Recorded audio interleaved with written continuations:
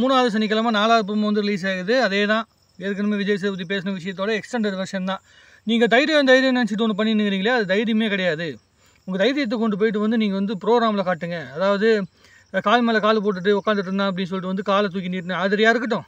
அதே மாதிரி வந்து எல்லாத்துக்கிட்டையும் சண்டை போட்டு கமருதீனாக இருக்கட்டும் அப்படின்னு பொதுவாக வந்து சில விஷயங்கள் வந்து பேசிட்டு நீங்கள் தைரியத்தை வந்து பார்த்தீங்கன்னா இதில் காட்டாதீங்க, இந்த கேமில் காட்டுங்க அப்படின்னு வந்து பார்த்தீங்கன்னா விஜய் சேதுபதி ஒரு அழுத்தமான ஒரு பதிவு வந்து பண்ணியிருக்காப்புல. இது உங்களுக்கு புரியுமா புரியாதா அப்படிங்கிறது தெரியல. இது புரிஞ்சதுனால தான் இவங்க ஒழுங்காக முதல்ல கேம் ஆடிருப்பாங்களே, எதுக்கு உட்காந்து இப்படி வந்து அடிச்சுட்டு இருக்காங்க நாய் மாதிரி, நம்மளையும் போட்டு டார்ச்சர் பண்ணிவிட்டு அவங்களையும் உட்காந்து டார்ச்சர் பண்ணிவிட்டு என்ன கேம் ஆடுறதுன்னு ஒழுங்காக தெரியாமல் ஒரு ப்ராப்பரான பிளானே இல்லாமல் பிக் பாஸ்க்குள்ளே வந்துக்கிட்டு அவன் இங்கே வந்து நாய் மாதிரி கஷ்டப்பட்டு இருக்கிறான், ஏதாவது ஒரு வாய்ப்பு கிடைக்குமா இல்லைன்னு முன்னேறி வந்துடலாமா அப்படின்னு சொல்லிட்டு புதுசாக ஸ்ட்ராட்டஜிலாம் யோசிச்சுட்டு வந்து பண்ணிட்டு இருப்பாங்க. இல்லை பிஆராச்சு வச்சு வந்து ஒரு உட்காந்து பண்ணிட்டு இருப்பாங்க. ஆனால் இவனுக்கு பார்த்தீங்கன்னா இவங்க பாட்டு வீட்டிலேருந்து கிளம்பி வந்துட்டு என் வீட்டுக்குள்ளே இருக்கிற மாதிரி தான் நான் இங்கே இருப்பேன் அப்படின்னு சொல்லிட்டு வந்து உருட்டிட்டு கிடக்கிறது தான் இங்கே பிரச்சனையே. இங்கே இருக்கிற எல்லாருக்குமே பிக் பாஸ் வீட்டுக்குள்ளே இருக்கிறோம் அப்படிங்கிற அந்த தாட் ப்ராசஸ் வந்து கம்மியாயிடுச்சு. என் சொந்த வீட்டுக்குள்ளே இருக்கேன் அந்த மனநிலைக்குள்ளே தான் இருக்காங்க. நான் என் வீட்டுக்குள்ளே எப்படி இருப்பேனோ அதே மாதிரி இங்கேயும் இருப்பேன் அப்படிங்கிற மனநிலைக்குள்ளே இருக்காங்க. ஏன்னா இங்கே இன்னொரு காமெடி என்னென்னா இவங்க எல்லாத்தையுமே முதல் நாள் தான் நீ மீட் பண்ணுறீங்க. இந்த 20 பேருமே முதல் நாள் தான் மீட் பண்ணுறாங்க. அப்போ என்னென்னா இந்த 20 பேருமே வேறு வீட்டில் வளர்ந்தவங்க, வேறு மைண்ட் செட்லாம் இருப்பாங்க. அவங்களுக்கு தகுந்த மாதிரி நம்ம சில ஸ்ட்ராட்டஜி பண்ணணும், கேம் ப்ளே பண்ணணும், மைண்ட் கேம் ஆடணும். அதை தவிர்த்துட்டு சும்மா வந்து வாக்குவாதம் பண்ணுறேன் அப்படிங்கிற பேரில் வந்து ஐயோ தையா தக்கான்னு குதிச்சுக்கிட்டு இருந்தது தான் பிரச்சனை. ஆதரிக்கு வந்து பார்த்திங்கன்னா என்ன தான் கருத்து சொன்னாலும் அது காதில் விழாது. நேற்று கூட எஃப்ஜே ஏதோ ஒரு விஷயத்தை வந்து சொல்லி எக்ஸ்பிளைன் பண்ண முயற்சி பண்ணேன். வெளியே என்ன எப்படி ப்ரொஜெக்ட் பண்ணி பார்ப்பாங்க அப்படிங்கிற பற்றிலாம் எனக்கு வந்து கவலை கிடையாது அப்படின்றான்.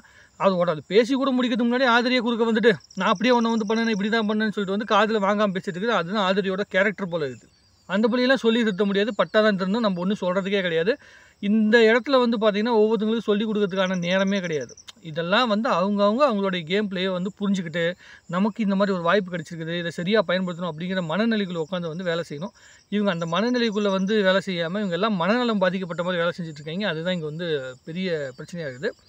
கமருதீனுக்கும் நான் இவன் யார் துஷாருக்கு இடைப்பட்ட சண்டையை பற்றி ஒழுங்காக கேள்வி கேட்பார் போல இருக்குது. ஆனால் விஜய் சேதுபதி வந்து இந்த ப்ரொமோவில் வந்து பேசுகின்ற டோனை கேட்டால் அவர் இன்றைக்கும் வந்து பார்த்திங்கன்னா பெருசாக உருட்டுற மாதிரி தெரியல.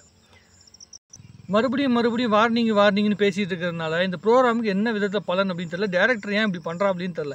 ஏன் ஹாஸ்டாக தான் கேள்வி கேட்டு தொலைங்களேன், என்ன தான் பிரச்சனை உங்களுக்கு?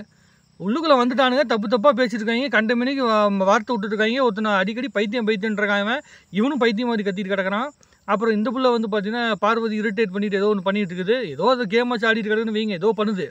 ஒவ்வொருத்தங்களும் ஒவ்வொரு மாதிரி வந்து இரிட்டேட் பண்ணுறாங்கன்னா அது நீ வந்து அதை என்ன டோனில் இரிட்டேட் பண்ணுறானோ அந்த டோனில் கேள்வி கேட்டு தொலையேன்.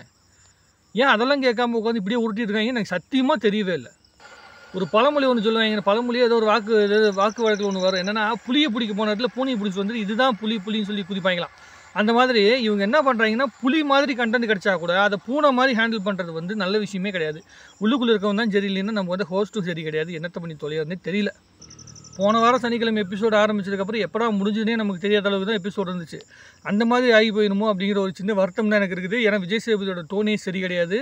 அதே மாதிரி உள்ளுக்குள்ளே இருக்கவங்களாம் வந்து ஹார்ஸாக பேசுகிற அளவுக்கு விஜய் சேதுபதிட்டு அந்த ஹார்ஸ்னஸே தெரியல. ரொம்ப பூசி முழுகி பேசிகிட்டு இருக்க மாதிரி தெரியுது. அதுதான் கொஞ்சம் வருத்தமான விஷயமா இருக்குது. ஆடியன்ஸ் எதிர்பார்க்குறது வந்து என்ன ஆடியன்ஸோட பல்ஸுக்குள்ளே இருக்கோ அந்த கேள்விகளை கேட்குறது மட்டும் பிரச்சனை கிடையாதுங்க.